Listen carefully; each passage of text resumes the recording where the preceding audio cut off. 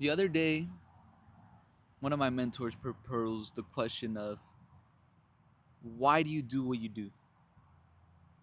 What's the reason that you're so driven? And without hesitation, I said, I do what I do because to live out the scriptures, to live out the Bible to the best that I possibly can, to be able to apply it down to a T, I need to align myself with the Bible and create a lifestyle that allows me the time, the resources, and the power to align myself with the Holy Scriptures. So without hesitation, I instantly knew what my deepest why was. But then I went on to elaborate within that call. Not only did I have my deepest why, but I had layers of whys. You know, why do I go so hard for my body? I want to look good. That's surface level. I want to look good. I want to feel good. I want to be attractive. I want my body to function correctly. I want to be healthy. Surface level. Then you go down a level, right? My body needs to be optimized. That way I could perform. I need to be strong. That way I could protect people when I need to. I need to be in shape. That way I could set an example for others to be to get in shape. I have a story where I was 230 pounds. I was really fat, really ashamed, betrayed myself, and my body is the expression of me gaining my self-respect, my self-belief back, becoming the man that I know I'm meant to be, that I already am inside. I just wait for the world to manifest my greatness, right? I wait for the world to catch up. And as I was like thinking on the different things that drive me, I understood every man should have multiple layers of why. Because when you have surface level desires, it makes discipline extremely hard. And it makes it very easy to negotiate. Very easy to negotiate with yourself. When it comes to my body, I was 230 pounds. I was fat as fuck. I was unhappy as fuck. I was ashamed. I had no control over my eating habits. I felt like shit constantly. I lived in mental purgatory. My body would freeze up and I would do no work. I would do nothing. I was a fucking bum. I was lazy.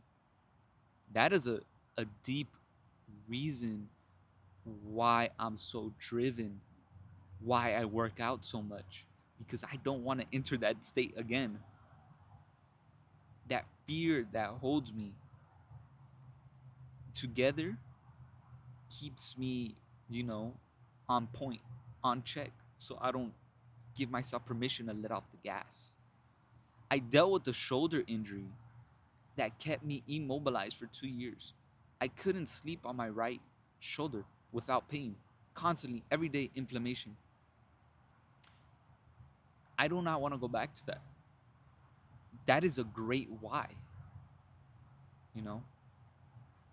And as I moved down the different layers of why, I began to understand why discipline, why routine, why structure, and why order is so easy for me.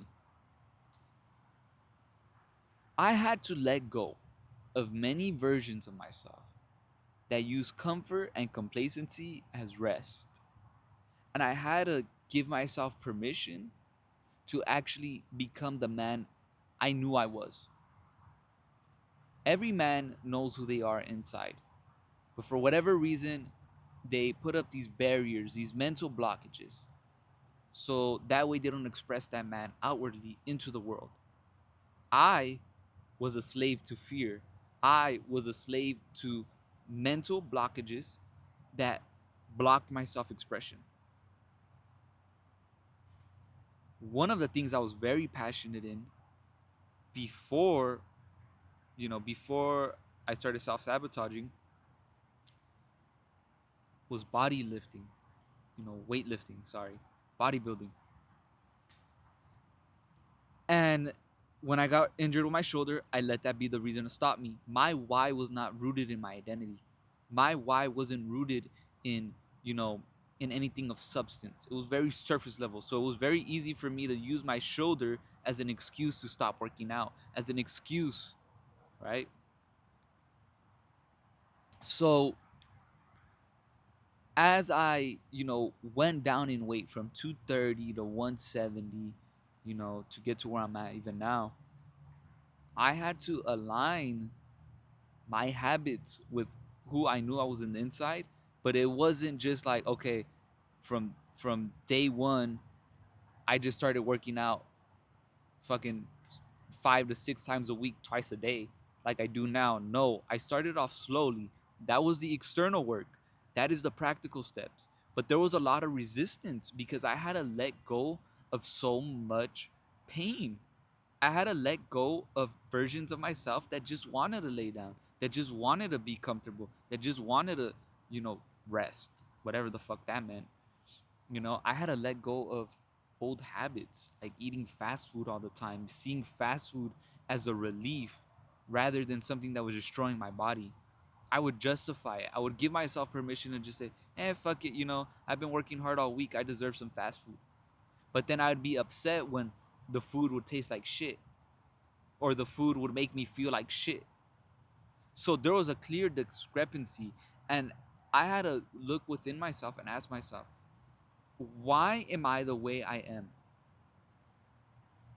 And as I was building out my deeper layers of why, old programmings in my body started to leave, which allowed me to align my habits to get slimmer easier.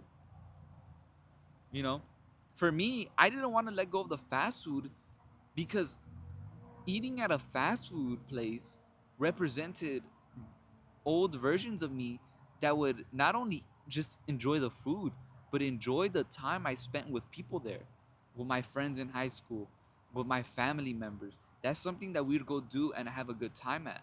Yes, there was restaurants, but the sugar addiction that you get from fast food, the high, the dopamine high that you get from eating fast food.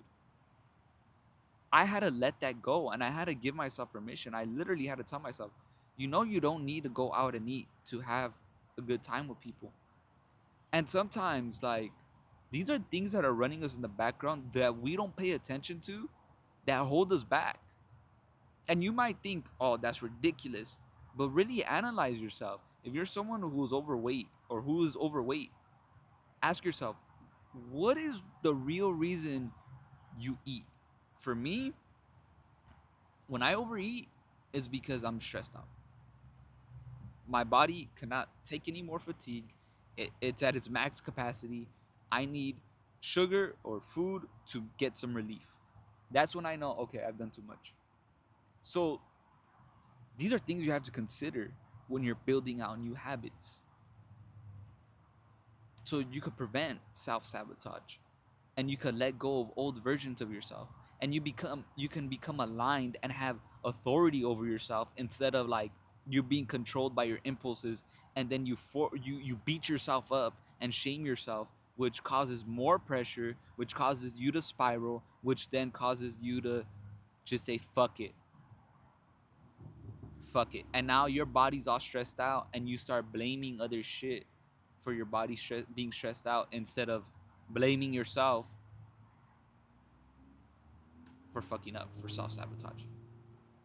Instead of looking within and saying, why am I doing what I'm doing? What is really holding me back? Is it pride? Is it fear? Is it doubt? You know,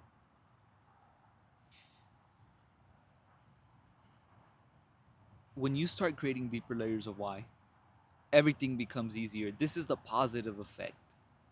As you start cleaning out the old man, getting rid of old programmings and bringing in the new man, the things that you want to be programmed with. For me now, I only go eat at restaurants. Even when I go out on dates, we ain't eating at no fucking fast food. I haven't seen the inside of a fucking McDonald's besides to use the fucking restroom. And I used to eat that shit at least twice a week, 3 times a week. I used to eat Little Caesars like fucking twice or 3 times a week. I used to eat big ass puff corn bags of chips at least 3 to 4 times a week. And those cravings used to control me. They used to control me, and I had to let that go. But it wasn't because, like I said, it wasn't, I just stopped. Because you know how difficult it is to fight an addiction, to fight a craving. I had to give myself permission to say, this is not healthy. I know it tastes good, but you're running to food for comfort and pleasure. And the truth is that it's destroying your body. The truth is it's unclean. It has so many chemicals that are fucking you up, that are fucking up your mind. And at that point, I had seen my body as the first business that the Most High gave me, that God gave me. And I want to show my gratitude to Him. I want to show Him I was thankful for my body by taking care of my body. And that why was so much stronger than my impulses and my cravings, that it allowed me to actually overcome that. Because as the scripture says, the truth shall set you free. So if you're struggling with starting a new habit, with implementing new things in your life, ask yourself, what's running you in the background? What is a fear, or what is a comfort, or what is something that you're not willing to admit to yourself? You know what it is. You know what it is. Like I said, for me, fast food represented family time. It was a sacred moment. And I had to tell myself, I could have sacred moments with family without fast food. I could have sacred moments with people without those things. And I had to give myself permission. And as ridiculous as it sounds, it made all that internal resistance go away. Your body does not lie to you. You will feel the resistance, you'll feel the tension in your chest. And when you exhale all that tension from that old belief, and then from a day to day, you're able to just discipline yourself, you'll realize there was a part of you that was still holding back.